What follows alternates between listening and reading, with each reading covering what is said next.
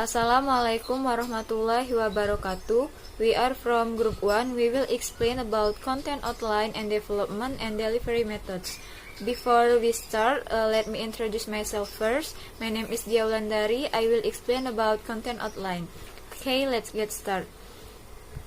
The first is I will explain about what is content outline.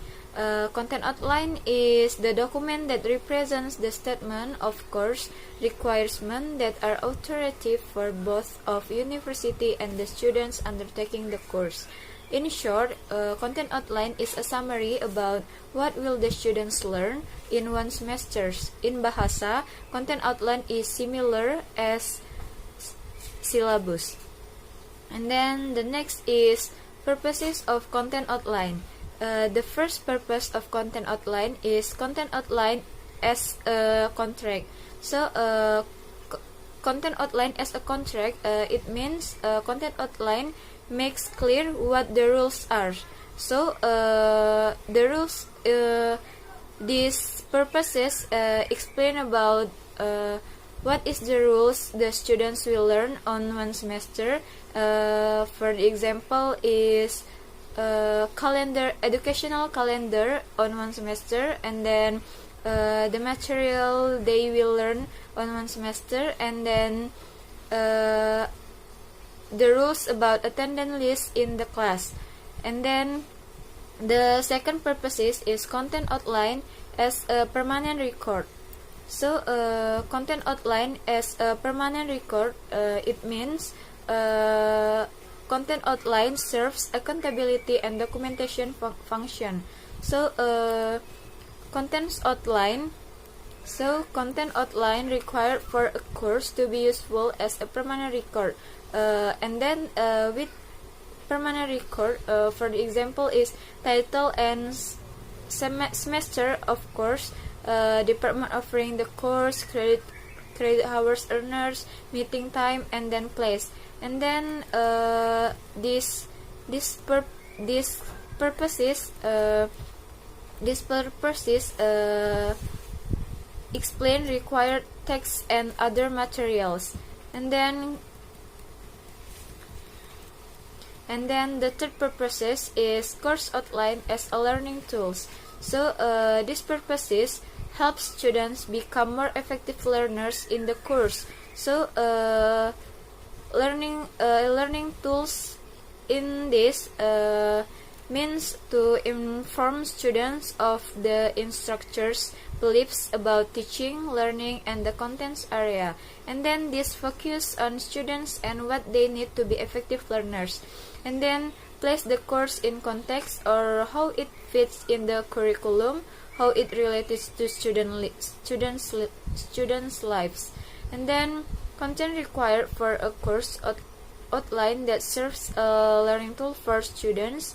And then information how to plan for the semesters, including self-management skills, guidance on time to spend outside of class, and then prerequisite courses or skill. And then the last is campus research for assistants and offices that aid students with disabilities. And then the next material I will explain about what is the component in content outline. So the first is course prefix and numbers.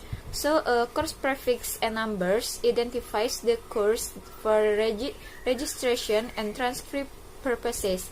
If the students don't know what prefix, if the teachers don't know what the prefix or number to use, they may leave this information blank as they prepare the course outline. So prefix is the 3-letter alphabet designation for the discipline area where the course will reside.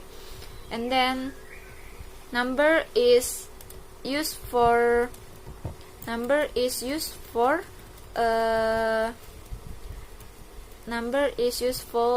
for the example is 0000099. It used for developmental and courses. These courses are not intended for transfer and not fulfill requirement of certificate and degree programs at Yavapai College.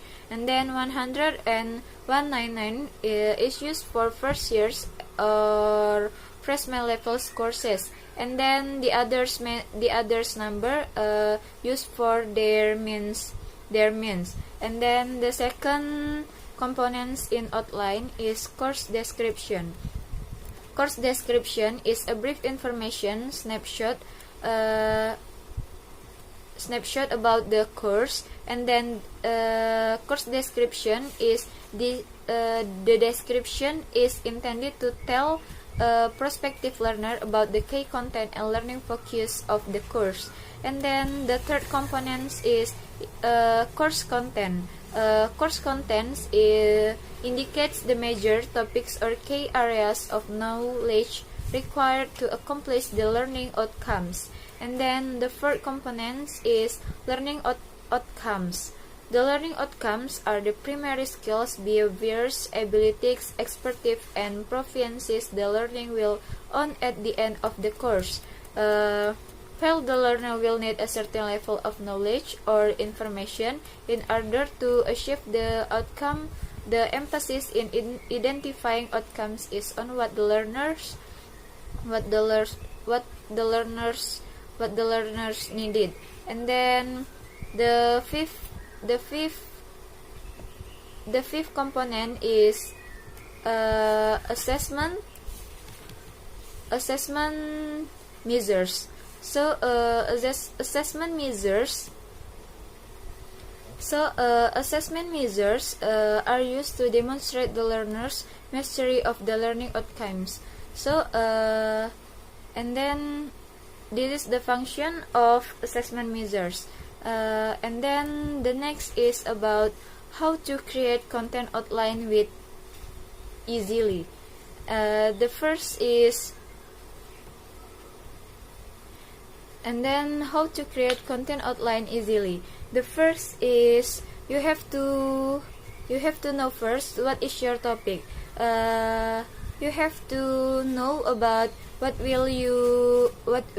is your topic and what is your subject to you want to learn to your students. And then the second is determine your steps. So you have to determine your steps after you know about the subjects you will learn for your students soon. You have to determine your step. So what is the steps you will use on the class. For the example, you will explain about the material, and then you will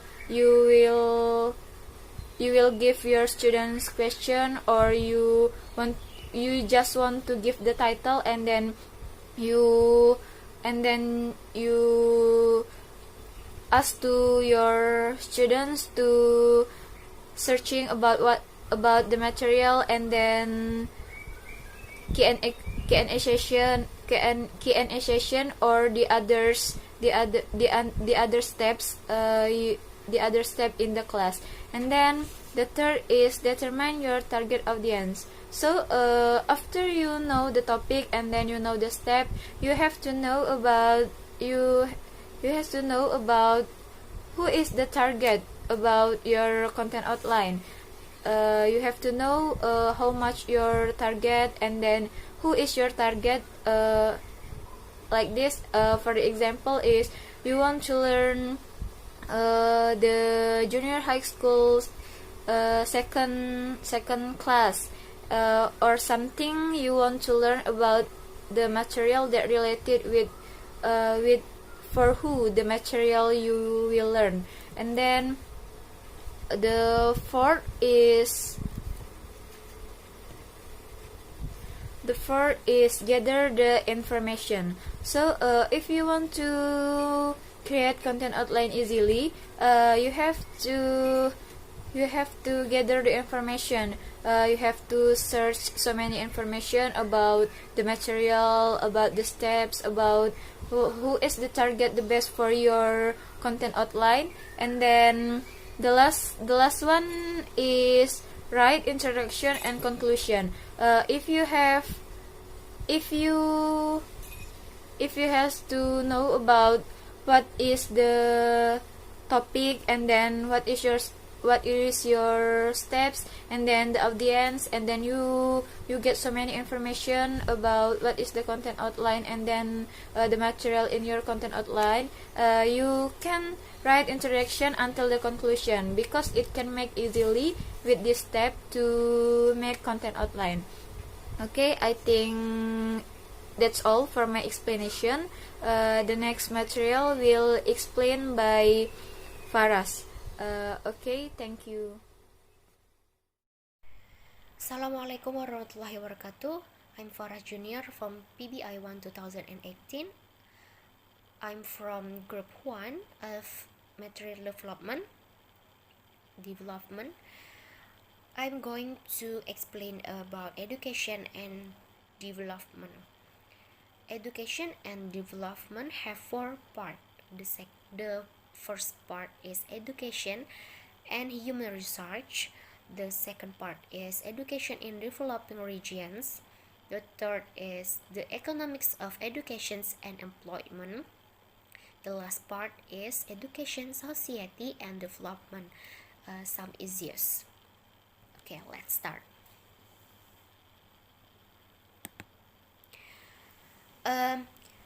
Most economics would probably agree that is the human resources of a nation. That is capital of capital or its natural resources that ultimately determine the character and pace of its economic and social development. For example, according to Professor Frederick Harbison of Princeton University, human resources is constitute the ultimate basis for the world of nations. Capital and natural resources are passive factors of production. Human beings are the active agents who accumulate capital, exploit natural resources, build social, economic, and political organizations, and carry forward national development.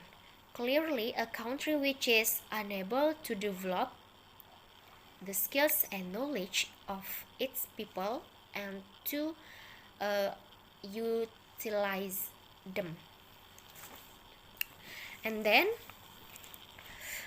effectively in the national economy will be unable to develop anything else except the principal institutional mechanism for developing human skills and knowledge is the formal educational system. And many countries believe that the development of that country comes from national development. In this case, education. The more education, the more rapid the development. Okay.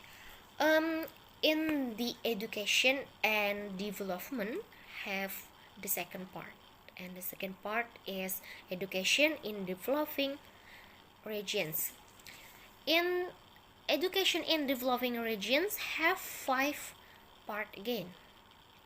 The first part is public educational expenditure. The second part is enrollments. The third part is literacy. The fourth part is cost and earnings, and the last part is the gender gap, women and education. Women. Okay, the first is public educational expenditure, and the key of that part is the largest industry and rural communities of public revenues. In many developing countries, formal education is the largest industry and the greatest consumer of public revenues, like rural communities such as farmers who are given basic education, special trained artisans and mechanics who can read and write are assumed to be better able to keep up to date with changing products and materials. And there are many others for examples. And then like us, our university graduates with advanced training are needed to provide the professional and managerial expertise necessary for a modernized public and private. And then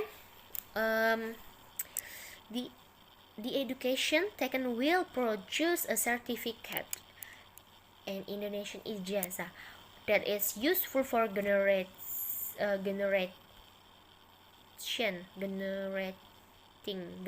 employment. And then in terms of budget, the whole world each has spent too much.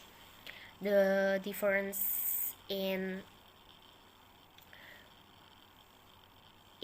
budgets between developing and developed countries is that developing countries spend only $229 per capita on public education compared to $468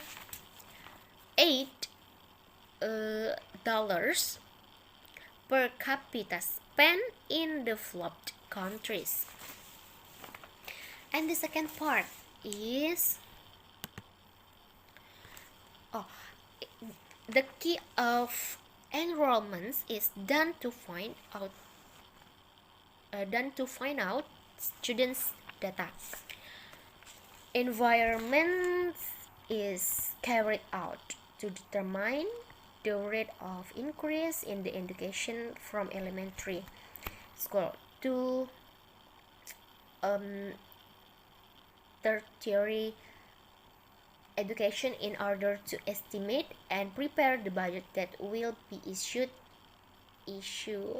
by the state and to reduce the early unemployment rate. The third part is literacy, and the key of literacy is done to determine the level of a person's ability. Literacy is done to determine the level of a person's ability. In this case, reading, because many children and adults are illiterate. And the fourth part is cost and earnings. The key of cost and earnings is quality of education. Enrollments is done to find out student data, how the economic status in the family. Therefore, the data that has been optioned can support the cost incurred by parents, so that the education costs incurred are in accordance with economic capacity. And however, the quality of education also supports the development of education itself, such as the quality of teaching facilities and curriculum. Therefore, the costs incurred are sometimes slightly higher than the ability to pay. And the last part, the gender gap, women and education. Okay. In 66 out of 108 countries, women's enrollment in primary and secondary education is lower than that of men by at least 10%, 10 percentage points. Okay, so there is a social gap between male and female students. However, now we know that the percentage of female students is more than that of boys. Okay, to closing the educational gender gap by expanding educational opportunities for women, is economically desirable for 4 reasons. Okay, 4 reasons for closing the gender gap. The first is the rate of return on women's education is higher than that on men's in most developing countries. And the second is increasing women's education not only increase their productivity on the farm and in the factory, but also results in greater labor force participation, later marriage, lower fertility, and greatly improved child health and nutrition. And the second is improved child health and nutrition, and more educated mothers led to multiplier effects on the quality of nation's human research for many generations and come. And the last is because women carry a disproportionate burden of the poverty and landlessness that permits developing societies any significant improvements in their role and status via education can have important impact on breaking the vicious cycle of poverty and inadequate schooling. Okay, that's my explanation. I hope you understand what I mean and what I explain. Thank you. And the next explanation, will be explained by Heru. Well, I will continue about Farras' explanation, and my material is about the economic of educational and employment. Much of literature and public discussion about educational and economic development in general, and education and employment in particular, revolve around two fundamental economic processes.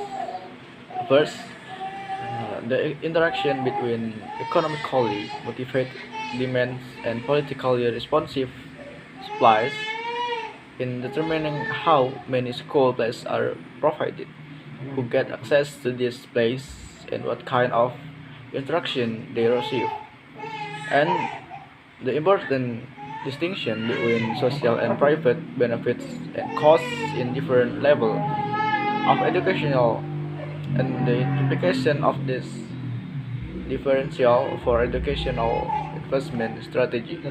The next point is about educational supply and demand, the relationship between employment opportunities and educational demands. The amount of schooling received by an individual, although affected by many non-market factors, can be regarded as largely determined by demand and supply, like any other commodity or service. However, because most education is publicly provided in less developed countries, the determinants of demand turn out to be much more important than the determinants of supply. On the demand side, the two principal influences on the amount of schooling desired are 2 points. The first is a more educated student's prospect of earning considerably more income through future modern sector employment, the family's private benefit of education, and the educational costs, both direct and indirect, that a student or family must bear. The demand for education is thus in reality a derived demand for high wage employment opportunities in the modern sector. This is because access to such jobs is largely determined by an individual education. Social versus private benefit and cost. The inexorable attraction of ever higher level of education is even more costly than this simple picture suggests. Typically in developing countries, the social costs of education, the opportunity costs to society as a whole, resulting from the need to finance costly educational expansion at higher level when this limited fund might be more productively used in other sector of the economy. Increase rapidly as students climb the educational ladder. The private costs in education, those home by student themselves. The private cost is education those come by student themselves, increase more slowly or might even decline. Okay, the next point is about education, society, and development. Some issues. Education system more often than not reflect the essential nature of the society.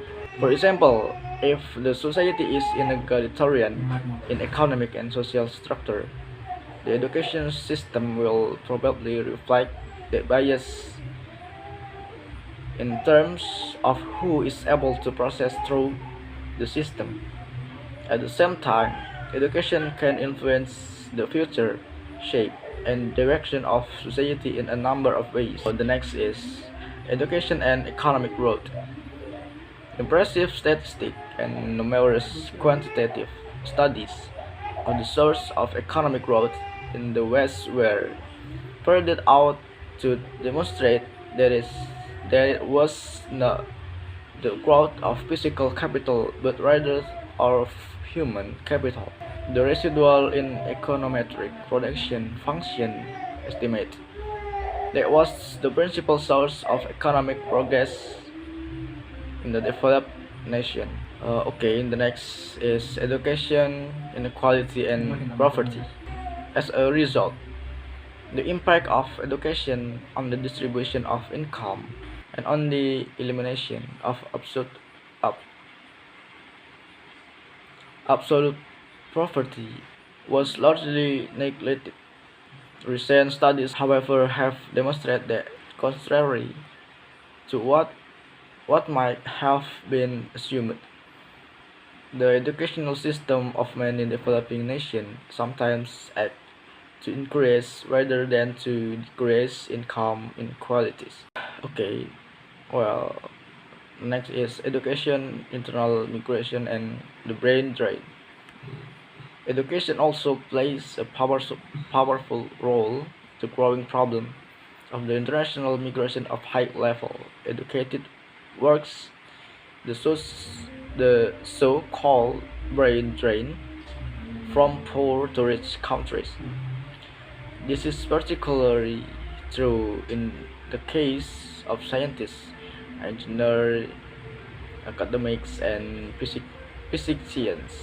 Many thousands of whom have been trained in home country institutions at considerable social costs only to reap the benefit from and contribute to the further economic growth of the already affluent nation. Education of women, fertility, and child health. Most studies reveal an inverse relationship between the education of women and their size of family, particularly at the lower level of education. Education and rural development. The goals of rural development cannot simply be restricted to agricultural to economic growth. Rather, they must be viewed in terms of a balanced economic and social development with emphasis on the equitable distribution, as well as the rapid generation of the benefit of higher level of living. Okay, I think enough for my presentation. Assalamualaikum warahmatullahi wabarakatuh. My name is Ade Bunga Izzati. I'm from PBI1 2018. Now I want to continue the explanation about first delivery method, second is delivery style, and the third is training delivery methods for improving knowledge and skills. First is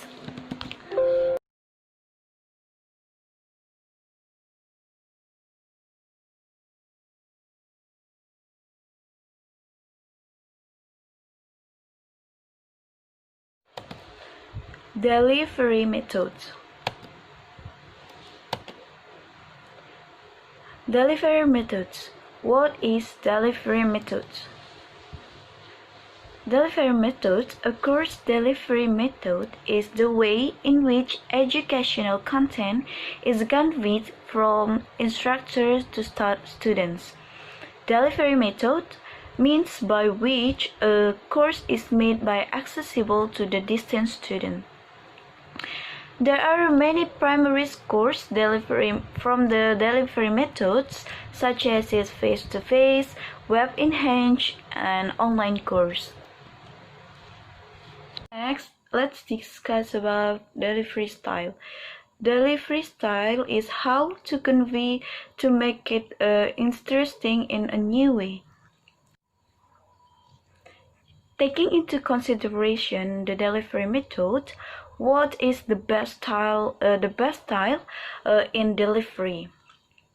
Many people just think that to deliver something is just only in a PowerPoint, but it's wrong. Why? We can incorporate to make it interactive and as possible. For example, in learning, for example, is role plays, podcasts, and then videos. Like in learning, teacher can give an example give an example and ask the students to make a role play, and then teacher also can use video as media for study. And then next is training delivery methods for improving knowledge and skills. Okay, in here there are several methods that bridge both of these, knowledge and skills, helping learners to understand. And this the category of modalities includes: first is instructors LED trainings, or in personal or virtual. Instructor LED or ELT, or virtual instructor LED training VILT, allows to build upon learned knowledge by giving learners a chance to put knowledge and skills into practice through classroom activities. And then the bonus of it is allows to reach learners near and far with training that's as equally engaging, interactive, and effective as in-person training without the pressurized travel cost. And then the second is Interactive Learning Guide or ILG. Keep learners engaged at every step with a modern web-like interface, video, animation, gamification, and interactive exercise. Create an engaging experience for learners, making them effective for both knowledge and skills training. So those are the training for delivery methods for improving knowledge and skills. Okay, that's all for my explanation. The next explanation will be explained by Adinda. Assalamualaikum warahmatullahi wabarakatuh. My name is Adinda Mutiara Maharani. I will explain the next material. We are still talking about delivery methods. The material that I will explain is about modes of delivery methods, primary course delivery methods, and the 3 effective training delivery methods. Okay, let's start with the first material, which is about modes of delivery methods. There are several ways of delivery that can also be very effective. These modes are designed to give you an overview of the different modes of delivery that you can consider in the teaching and learning process. The first mode is flipped classroom. The flipped classroom is a pedagogical model where lecture and homework elements are reversed. This means that a recording of a lecture is viewed by students at home before coming to the lecture, and then the contact time itself is devoted to discussion and activities. This approach means that students have done background work on the topic before coming into a teaching session. So, the tutor has more time during the session to go into more depth or to help students with aspects they don't understand. Students are able to identify which areas they are challenged by from watching the recording beforehand and then work on this during contact time. And the second mode is problem-based learning. Whereas in traditional teaching, a lecturer would give student information or the answers, in problem-based learning, you present students with a problem rather than a solution. This allows students to become more active in their learning as they work out which information they need to find out to solve a particular problem. There are many advantages to students in using this approach, as it allows them to develop transferable and employability skills that will be useful in the workplace. The second, improve communication and team working. The third, practice research and information processing. And the last, develop debating and analytical skills. The third mode is work-based learning. As the name suggests, this mode of delivery provides students with real-life work experiences to aid their learning and improve their employability. Workplace learning is integrated into the curriculum to allow students to experience theories in practice. This could be done through internship, job shadowing, or field trip. The fourth mode is blended learning. Blended learning is when traditional classroom teaching is combined with online learning and independent study, allowing the students to have more control over the time, pace, and style of their learning. And the last mode is student-led learning. Student or peer-led learning is where students themselves facilitate their learning, often by students in the year above guiding students in group activities to discuss materials with their peers and solve problems. This helps them to think through what they have previously been taught and encourages collaborative learning. Okay, next we talk about primary course delivery methods. The first is synchronous. Synchronous, also called face-to-face, a class that focuses on concurrent, collective, and collaborative learning among students, requires regularly scheduled contact times between instructor and students, maybe in person or at a distance, and is listed in the quarterly class schedule. In person means that the student is in the same physical location as the instructor. The regularly scheduled meeting times in the quarterly schedule constitutes the required contact time for the particular course type. Synchronous contact times occurs in real time, meaning that the students and instructor are engaged in learning activities simultaneously. Synchronous learning activities can include a broad range of methodologies such as lecture, discussion, group project during class time, labs, studio, videos watched as a class, video conference discussion, real-time document sharing and editing, and so on. The class may meet in person at a particular location, or it may meet at a distance via a scheduled synchronous method such as ITV, Skype, Zoom, Canvas, or other tools. And the second is asynchronous, a class that may be self-paced, individual, or intermittently collaborative, requires that the content of the class be delivered using methods that do not rely on structured meeting times, and that no regularly scheduled contact times are listed in the quarterly class schedule. Asynchronous delivery does not occur in real time, meaning that class learning activities need not be carried out simultaneously. Independent learning, learning contracts, and online classes are asynchronous class types.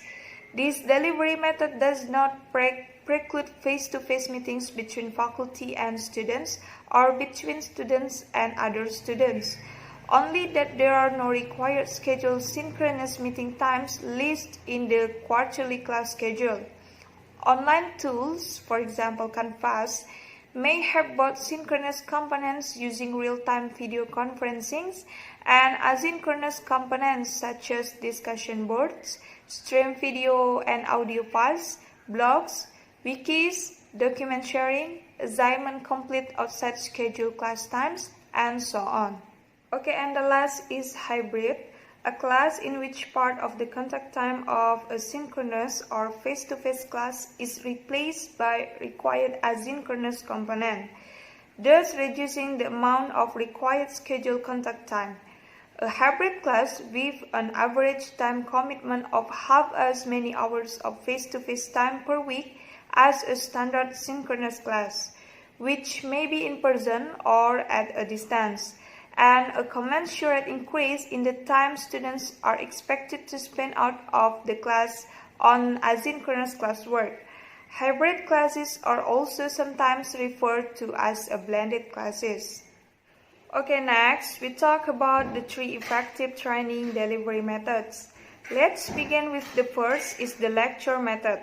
The lecture method is probably the most basic type of training delivery.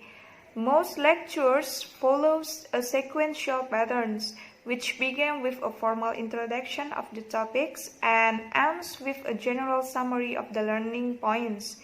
This logical sequence allows students to listen, observe, and take notes, and therefore, the favored training delivery method for topics which involve tremendous amounts of information.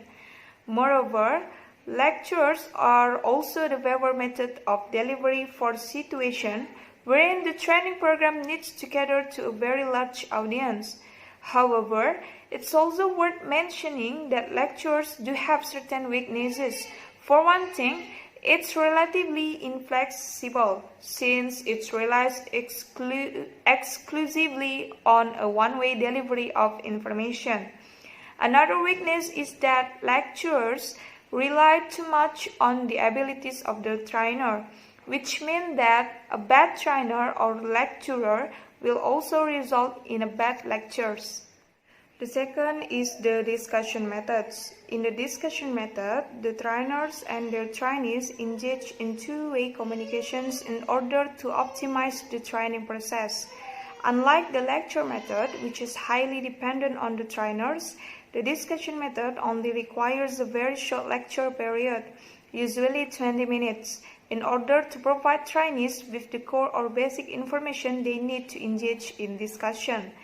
After the lecture has been delivered, the discussion process may then begin. The goal of the discussion is to let each trainee voice his or her opinions, ideas, and questions about the information presented by the lecturer. After everyone has given his or her input, the trainees are then encouraged to provide some feedback to their fellow trainees. The goal is to encourage everyone involved to have a lively debate or discussion that would allow each participant to elaborate on the subject matter. If some of the trainees have questions or problems about the subject matter, the trainers encourage their colleagues to answer their questions, and thus fostering a more inclusive learning environment. Okay, and the last is the simulation method. In the simulation method, lectures, discussion, debates, and interaction are kept to a minimum. Instead, each trainee is given a simulation that will simulate the tasks he or she is expected to perform.